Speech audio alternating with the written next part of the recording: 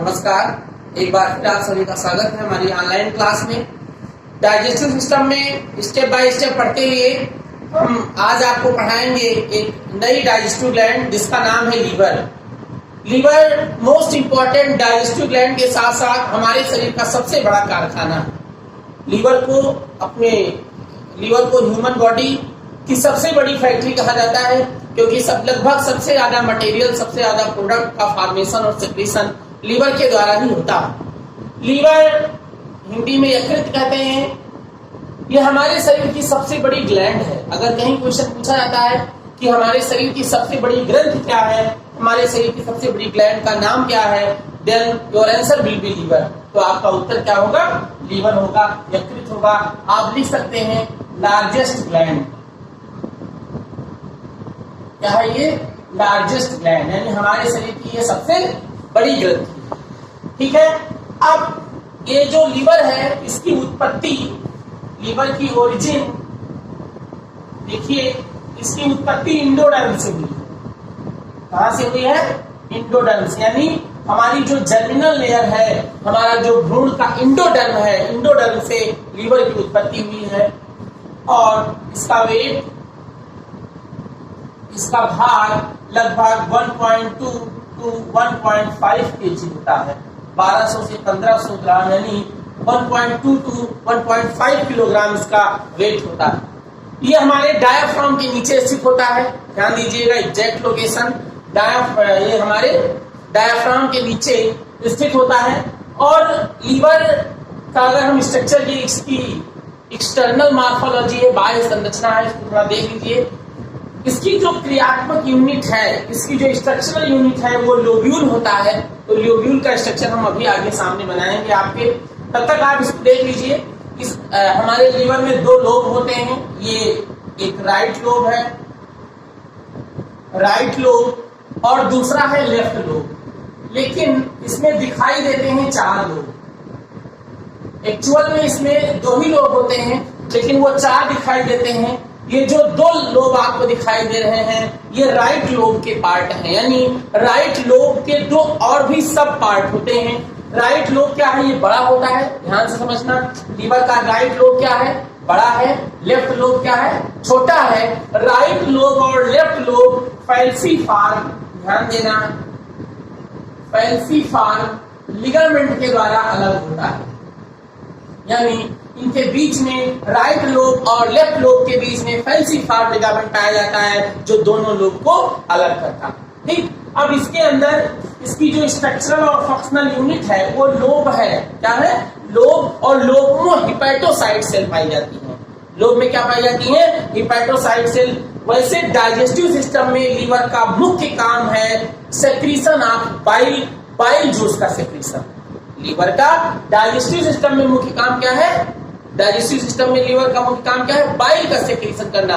लेकिन अभी हम आगे आपको दिखाएंगे इसके और भी कार्य आपको पढ़ने हैं। ठीक है। तो इसके राइट लोब के जो 2 सब लोब हैं, इनका भी नाम लिख लीजिए। एक का नाम होता है कॉर्डेट लोब, कार्डेट लोब, और दूसरे को कहते हैं कार्डेट लोब। कार्डेट लोब और कार्डेट लोब, ये राइट लोब के 2 सब पार्ट हैं। ठीक है। अब इसमें लीवर में हिपैटोसाइट सेल पाई जाती हैं और लोब में बाइल का सेक्रेशन होता है। और इस दोनों लोब में पाई जाती हैं हिपैटिक डक्ट। क्या पाई जाती है? Hepatic duct. ध्यान देना, ये ब्रांचेज ऑफ हिपैटिक डक्ट, यानी जो हिपैटिक शब्द का अर्थ क्या है? एक बार आप लोग और ध्यान से देख लीजिए। हिपैटिक शब्द का अर्थ होता है लीवर। जहां कहीं भी हिपैटो शब्द या हिपैटिक शब्द आएगा, उसका अर्थ आप लोग हमेशा क्या समझेंगे? लीवर। समझ गए? हिपैटिक मीन लीवर, यानी इसमें हिपैटिक डक्ट की ब्रांचेस फैली रहती हैं, इनको हम कहते हैं हिपैटिक डक्ट। क्या कहा जाता है? Hepatic duct. ये हिपैटिक डक्ट लाती क्या है? बाइल। क्या लेके आ रही है? बाइल को लाती हैं। कहाँ लाती हैं? गॉल ब्लैडर में। यानी जो बाइल है वो कहाँ स्टोर, देखिए बाइल का सेक्रीशन लीवर के लोब करते हैं, लेकिन बाइल स्टोर कहाँ होता है? गाल ब्लैडर में होता है। ये बात आपको ध्यान रखना है कि गाल ब्लैडर में कभी भी बाइल जूस का सिक्रेशन नहीं होता है, तो बाइल जूस स्टोर होता है गाल ब्लैडर में, और बाइल जूस का सिक्रेशन कौन करता है? तो लीवर के लोब करते हैं। ठीक है, तो ये हिपैटिक डक्ट ला रही है, और ये सारी हिपैटिक डक्ट एक बार मिल जाती हैं, और मिलने के बाद संरचना बनाती हैं कॉमन हिपैटिक डक्ट। क्या नाम है इसका? कॉमन हिपैटिक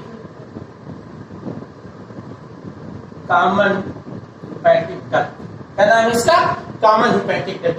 अब एक और डक्ट आपको दिखाई दे रही है जो लीवर में आ रही है, गाल ब्लैडर में आ रही है, यानी लीवर से गाल ब्लैडर को जो ला रही है बाइल, उसका नाम है गाल ब्लैडर डक्ट कहते हैं, या इसे कहा जाता है सिस्टिक डक्ट। क्या कहते हैं? सिस्टिक डक्ट कहा जाता है। ठीक, अब गाल ब्लैडर से जो बाइल लेके स्मॉल इंटेस्टाइन को जाएगी, उसका नाम होता है बाइल डक्ट। उसका नाम है बाइल डक्ट। क्या नाम है इसका? Bile duct. तो नाम पड़ा क्योंकि ये बाइल लेके आ रही कहां से? गाल ब्लैडर से, और आगे चल करके यहाँ पर पैंक्रियाटिक डक्ट है। क्या है? पैंक्रियाटिक डक्ट, क्योंकि आगे चल करके बाइल डक्ट और पैंक्रियाटिक डक्ट आपस में मिल जाती है। बाइल डक्ट और पैंक्रियाटिक डक्ट आपस में चल के क्या हो गई? मिल गई, और मिलने के बाद एक संरचना बनाती है। इस डक्ट को अब हम कहते हैं हिपैटो पैंक्रियाटिक डक्ट। इस डक्ट को क्या कहते हैं?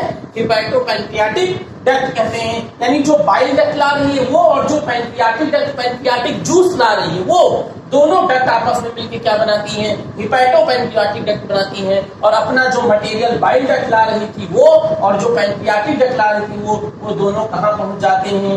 डिओडिनम में। कहां पहुंचते हैं? डिओडिनम में। वो डिओडिनम में पहुंच जाते हैं। डिओडिनम क्या है? क्या है ये? डिओडिनम क्या है? First part of small intestine. ये स्मॉल इंटेस्टाइन का फर्स्ट पार्ट है। तो ये आज आप लीवर की एक्सटर्नल मॉर्फोलॉजी पढ़ लीजिए। कल हम लीवर के लोब का स्ट्रक्चर बनाएंगे, उसके बारे में डिस्कस करेंगे, और लीवर के फंक्शन के बारे में डिस्कस करेंगे, क्योंकि ये क्लास बहुत लंबी हो जाएगी, आप लोगों को प्रॉब्लम होगी। इसलिए मैं नेक्स्ट क्लास में लीवर के फंक्शन और लीवर के लोब का, यानी लीवर की स्ट्रक्चरल यूनिट का आपके सामने एक्सप्लेनेशन करूंगा, आपके सामने डिस्कस करूंगा। तब तक के लिए आप इसको देखते रहिए। Thank you.